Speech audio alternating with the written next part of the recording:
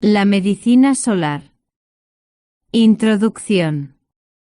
En los tiempos más antiguos en los que el hombre ya habitaba esta tierra, éste utilizaba el sol cuando se sentía mal físicamente, es decir, su luz y su calor como único medio de curación para la recuperación de su salud. Colocaban a sus enfermos al sol, destapando aquellas partes del cuerpo en las cuales el enfermo sentía algún tipo de debilidad, malestar o dolor, y en poco tiempo el enfermo notaba mejora. Si el enfermo padecía del estómago, entonces, después de haber sido expuesta dicha parte al sol, tenía que beber agua pura de una fuente, que a la vez había estado expuesta al sol, y pronto se empezaba a sentir mejor. De todas maneras, los primeros habitantes de la tierra no bebían agua que no hubiera estado expuesta al sol durante un plazo de tiempo mínimo, de acuerdo a la posibilidad. Fuentes profundas y cubiertas les eran desconocidas, y de un manantial donde la luz solar no tenía posibilidad de entrar, nadie bebía agua, pues también ellos sabían y también veían bien que en tal agua se encontraban seres, a veces incluso malignos. No tomaban de estas aguas hasta que estos seres eran ahuyentados por la luz solar. Ved, en lo hasta ahora mencionado se encuentra una profunda verdad, pues la luz solar lleva, tal como os la podéis imaginar con facilidad, espíritus más puros.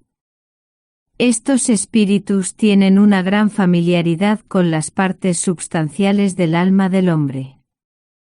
Si con la intervención de tales espíritus puros se le aporta un seguro reforzamiento al alma, entonces el alma, fortalecida, es capaz de combatir con facilidad y rapidez cualquier tipo de debilidad ocasionada, porque la salud del cuerpo depende única y exclusivamente de un alma suficientemente fuerte. Siempre donde aparezca cualquier debilidad en el alma, es decir, en sus partes substanciales, y el alma misma no pueda, siguiendo un camino ordenado, procurarse una fortaleza en las partes debilitadas, se dirige entonces a su propio espíritu nervioso y extrae de éste lo que le falta a ella. A cambio de esto se produce entonces en los nervios, como en unas pilas eléctricas descargadas, una carencia clara de aquel fluido vital, por medio del cual únicamente se puede conservar su tensión correcta. Los nervios, debido a esto, hambrientos, succionan un alimento todavía poco puro de la sangre, y cuando esto sucede se produce de manera muy normal un proceso de vida contrario a la naturaleza de la carne. Como consecuencia de esto pueden surgir múltiples enfermedades según la parte del alma que se haya debilitado. Pero como que en los espíritus del sol, puros o evolucionados, se encuentran todas aquellas sustancias del alma de las que consiste el alma misma, es fácil para esa extraer de ellas aquello que desapareció y que era necesario para mantener su fortaleza. De esta manera vuelve a reconstruirse el antiguo orden, en su espíritu nervioso, y se restablece en los nervios y en la sangre la tensión vital correcta y natural. Precisamente por este motivo y además en numerosos sentidos la verdadera homeopatía es preferible a la alopatía. A través de la homeopatía se aporta lo espiritual al alma, aquello que le es familiar a ésta, y el alma misma se convierte en el médico de su cuerpo, en caso de haber absorbido algo externo que la haya debilitado. En la alopatía, en cambio, el cuerpo es obligado a volverse primero el médico de su alma. Así, únicamente en cuanto ésta se haya curado a través de un gran sufrimiento del cuerpo, podrá comenzar retrospectivamente con la recuperación del mismo, cosa que es, sin duda, el camino menos adecuado para la recuperación de la plena salud corporal. Es fácil, pues, ver lo larga y difícil que es la reconvalescencia del cuerpo y del alma. Por lo tanto, según esto, la homeopatía es un correcto método de curación. Sin embargo, cabe mencionar y distinguir entre las dos homeopatías existentes, primeramente una especial, elaborada por Hahnemann, que evidentemente en cuanto a su éxito es insegura, pues un médico hábil no siempre es capaz de reconocer con certeza dónde y qué partes del alma están debilitadas. Debido a esto, él no puede emplear y activar lo verdaderamente específico del alma. Un médico renacido en el espíritu sí puede hacerlo, pero para un médico que aún no ha renacido del todo o, como suele ser en la mayoría de los casos, ni siquiera ha empezado a renacer, es difícil o incluso imposible. Por este motivo es preciso fijarse más en la homeopatía de la segunda clase, a la que yo denomino homeopatía general, para diferenciarla de la primera.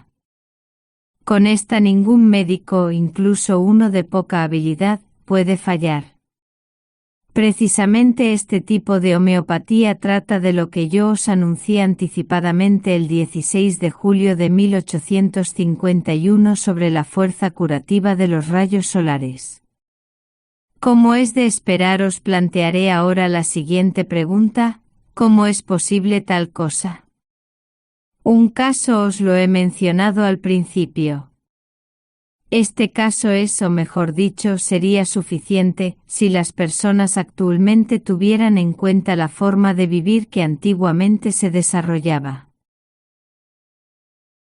Para la actual forma de vivir, en la que el alma más bien es privada que nutrida de algunas partes a causa de la alimentación artificial, siendo esta además pésima, la utilización de la luz solar, como lo hacían antiguamente, sería demasiado pobre.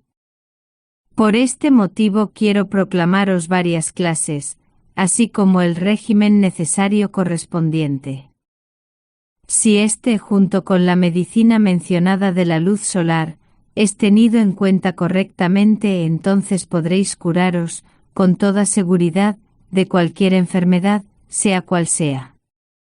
Incluso daños externos del cuerpo pueden ser curados de esta forma con mayor rapidez, teniendo en cuenta el correcto uso de la medicina mencionada. Lo relacionado con esto se explica a continuación. Queremos hablar de las especiales formas en las que la materia salud de la luz solar es unida con facilidad a cualquier sutil material, y su empleo en casos de enfermedad corrientes. El hecho de que la materia de la luz solar se una con materias de todo tipo es accesible a todos. Tan solo se ha de echar una mirada a una pradera.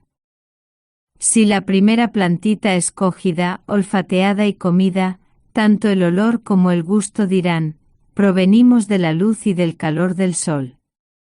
En un vidrio expuesto algún tiempo al sol, aparecerán diversos colores en su superficie exterior. ¿Por qué no, pues, en su superficie interior? Porque la interior no está expuesta al primer ataque de los rayos solares. Colocad una planta con flor en un sótano oscuro. Aunque florezca la flor, o bien no tendrá ningún color o como máximo tan solo se percibirá un débil colorido. De esto se deduce que también los colores de las flores y los de los frutos son obra de los activos espíritus de la luz del rayo solar. En aquellos países que vosotros denomináis los cálidos, el juego de colores es, tanto en las plantas como incluso en los animales, mucho más vivo y generoso, al contrario pues de las zonas templadas y sobre todo de las frías, en las que el tono general se acerca al gris. De un fuerte y agradable olor no cabe ni hablar, y en cuanto al sabor, este suele ser duro y ácido, acercándose a la amargura de los espíritus desterrados en el interior de la tierra. Alguien podría objetar en cuanto a esto: si, según esto, todas las diferentes especies del mundo vegetal, animal y mineral, sobre todo en las zonas cálidas, poseen en sí tanta materia luminosa del sol, entonces no sería preciso ningún tipo de procedimiento artificial para eliminar del sol, artificialmente, a través de este procedimiento, lo que sería posible conseguir de manera natural sin esfuerzo alguno? Esta objeción es correcta y hasta ahora toda medicina se ha basado en esto. Cualquiera que utilice algún tipo de hierbas medicinales notará con seguridad algún efecto, pero ninguna hierba está constituida de manera que pueda absorber la materia luminosa, salud del sol, así como así. Toda planta absorbe únicamente lo que a ella le corresponde y por lo tanto no es capaz de asimilar nada más que esto, pues, según su constitución, solo retiene de la luz solar lo que le corresponde y conviene. Si un médico en un alma enferma pudiera investigar con exactitud qué esencias vitales se han debilitado o incluso cuáles faltan y además conociera la hierbecita provista de estos elementos vitales, entonces podría devolver de esta manera, con toda seguridad al alma enferma, o lo que es lo mismo, a una persona enferma, la plena salud. Pero puesto que un conocimiento tan profundo de la persona y su alma suele ser desconocido a un médico común, tal como si se tratara de una parte del mundo por descubrir, entonces su ámbito de curación sigue siendo más una adivinanza que un saber. Aquello que el hombre se ha apropiado a través de la experiencia y a través de pruebas, raras veces bonitas, al utilizar la fuerza curativa de las plantas, los minerales y los animales, lo emplea normalmente para curar los enfermos. A la mayoría de los médicos podría aplicárseles el proverbio del norte en el que un médico así es comparado con una especie de porra. Si ésta acierta afortunadamente la enfermedad, entonces el paciente mejorará, sin embargo si le da al paciente en vez de dar a la enfermedad, entonces éste morirá.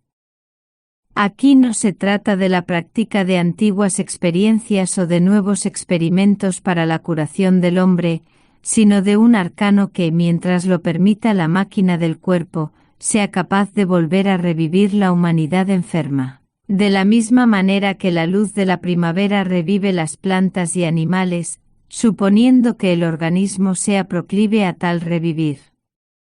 Cabe mencionar que una vida eterna del cuerpo, junto con su alma, y en esta tierra, tal como lo sueñan algunos médicos, no existe.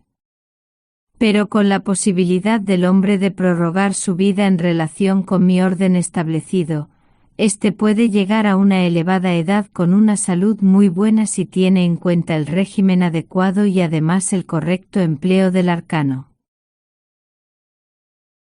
Puesto que necesariamente hemos anticipado esto, y gracias a estas explicaciones, todos podemos comprender cómo las diferentes esencias de la vida de los rayos solares están conectadas con la naturaleza. Ahora pasamos a la forma de tal mecanismo receptor de rayos solares.